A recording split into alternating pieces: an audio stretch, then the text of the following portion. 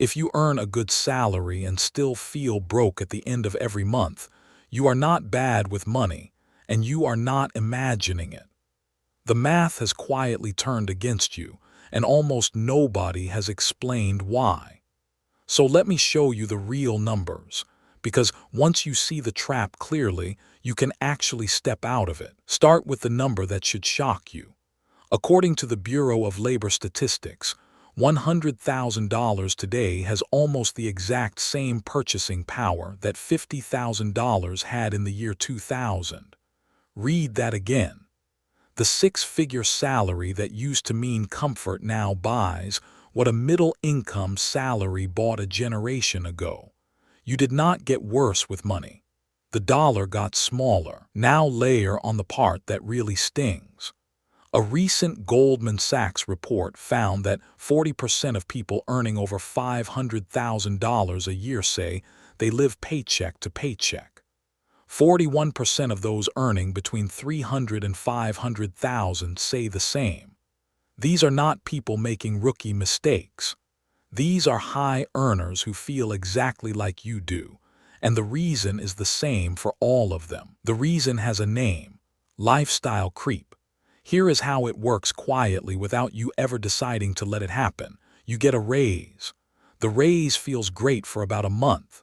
Then the bigger apartment appears because you can finally afford it.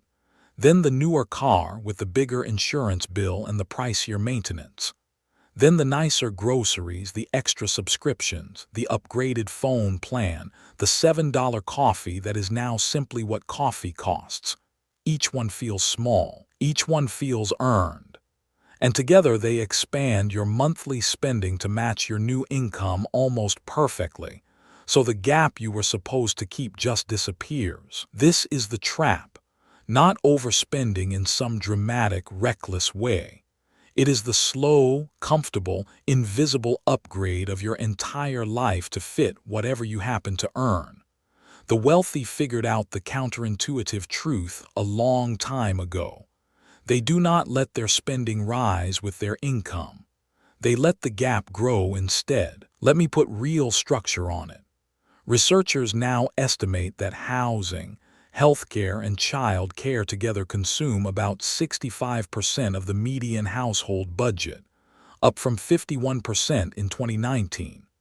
So before lifestyle creep even touches the fun stuff, the fixed, unavoidable costs have already taken a far bigger bite than they did just a few years ago. The six-figure earners feeling the most pain are the ones between $100,000 and $200,000, where 7 years of raises have been completely swallowed by the rising cost of a place to live. So here is a question I want you to actually sit with, because your answer is the whole game. When you got your last raise, what percentage of it did you keep? Not what you planned to keep. What actually stayed in your account and got invested, versus what quietly became a nicer version of the life you already had. Tell me the honest number in the comments. For most people it is close to zero, and that is not a personal failure. That is the trap, doing exactly what it is designed to do. Now the way out, because this is fixable and it does not require earning more.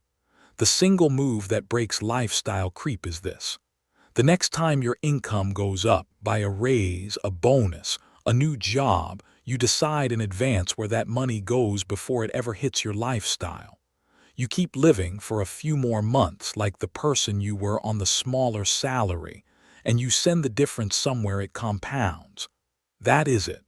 That one decision, repeated a handful of times over a career, is the entire difference between a high earner who feels broke and a high earner who quietly becomes wealthy. And the numbers on that are not small. If a person earning $100,000 simply banks half of every future raise instead of spending it, over a working career, that habit alone can mean the difference between retiring on time and retiring a decade early, or not at all.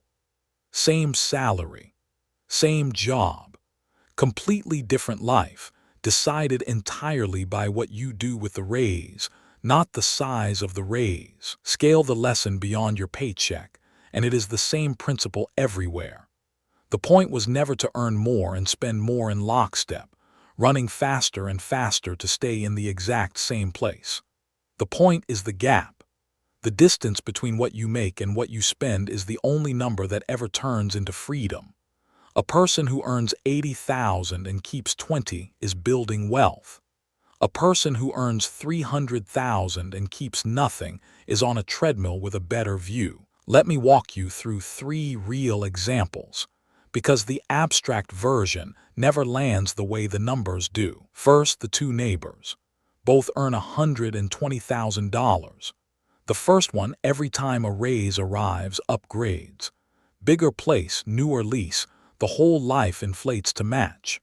After 10 years, he has a beautiful lifestyle and almost nothing saved, because every dollar of every raise became a fixed monthly cost he now cannot escape. The second neighbor kept her spending flat for the first 3 years of raises and invested the difference, roughly $15,000 a year. 10 years later, at the same salary, same job title, same street, she has well over $200,000 working for her, and he has a nicer couch. That is the entire difference, not income. The gap. Second, the raise itself. Say you get a $10,000 raise. After tax, maybe $7,000 lands in your pocket. The lifestyle creep version spends all 7, and within 2 months your monthly burn has permanently risen by around $600, which means that raise is gone forever, converted into obligations. The Protect the Gap version takes that same 7,000, keeps living on the old budget, and invests it. At a reasonable long-term return, $7,000 a year invested for 25 years becomes something in the range of $450,000. Same raise. One version vanished. The other version quietly bought you years of freedom. Third, the subscriptions and the small stuff, because people always underestimate this one. The average household now leaks far more than it thinks on recurring charges it forgot it signed up for. Streaming services, apps, memberships, the upgraded phone plan, delivery fees. Add up the true monthly number, and it is often $200 to $300 a month of spending that delivers almost no real joy, pure lifestyle creep residue. Redirect even half of that, and over a decade, with compounding, it is tens of thousands of dollars.